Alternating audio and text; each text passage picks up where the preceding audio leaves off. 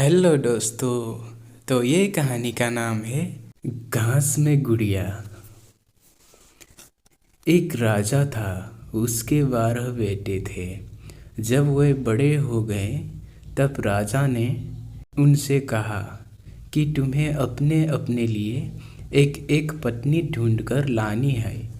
लेकिन वह पत्नी एक ही दिन में सूत काट कर कपड़ा बुने, फिर उससे एक कमीज सिलकर दिखाएं, तभी मैं उसे बहू के रूप में स्वीकार करूंगा। इसके बाद राजा ने अपने बेटों को एक एक घोड़ा दिया। वह सभी अपने अपने पत्नी खोजने निकल पड़े। कुछ ही दूर गए थे कि उन्होंने आपस में कहा कि वह अपने छोटे भाई को साथ नहीं ले जाएंगे। 11 भाई अपने छोटे भाई को अकेला छोड़कर चले गए। वह रास्ते में सोचने लगा कि वह आगे जाए या लौट जाए। उसका चेहरा उतर गया था। वह घोड़े से उतरकर घास पर बैठ गया और रोने लगा। रोते रोते अचानक चौंक गया। उसके सामने की घास हिली और सफ़ेद चीज़ उसकी ओर आने लगी। जब वह चीज़ राजकुमार के पास आई तो उसे एक नन्ही सी लड़की दिखाई दी।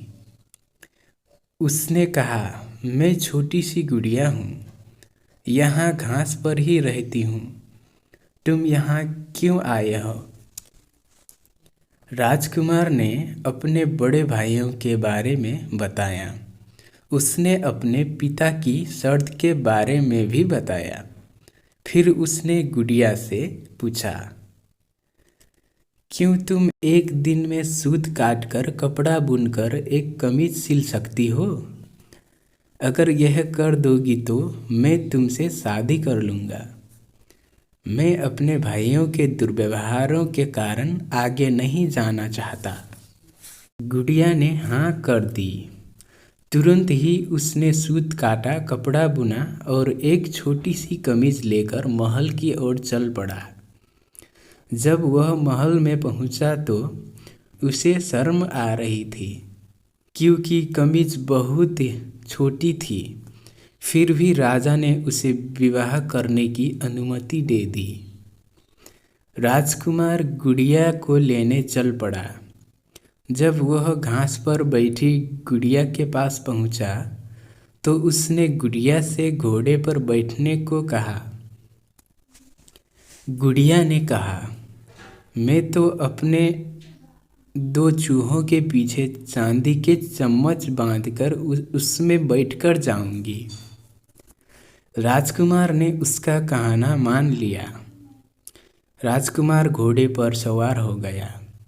गुड़िया चूहों के पीछे बंधी चांदी की चम्मच पर सवार हो गई। राजकुमार सड़क के एक ओर चलने लगा, क्योंकि उसे डर था कि कहीं उसके घोड़े का पांव गुड़िया के ऊपर ना पड़ जाए। गुड़िया सड़क के जिस ओर चल रही थी उस ओर एक नदी बह रही थी।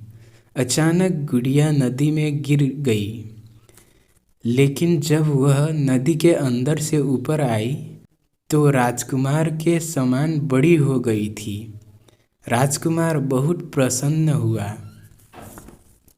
राजकुमार महल में पहुंचा तो उसके सभी बड़े भाई अपनी अपनी होने वाली पत्नियों के साथ वहां आ चुके थे। लेकिन उसके भाइयों के पत्नियों का न व्यवहार अच्छा था, न ही वह सुंदर थे।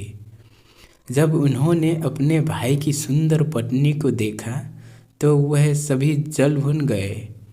राजा को पता चला कि बड़े पुत्रों ने छोटे राजकुमार के साथ दुर्व्यवहार किया है, तो उसने बड़े बेटों की खुद निंदा की। फिर छोटे बेटे को गद्दी सौंप दी। छोटे राजकुमार का विवाह गुड़िया के साथ धूमधाम से हुआ। अब छोटा राजकुमार राजा था और गुड़िया रानी, दोनों सुख से रहने लगे।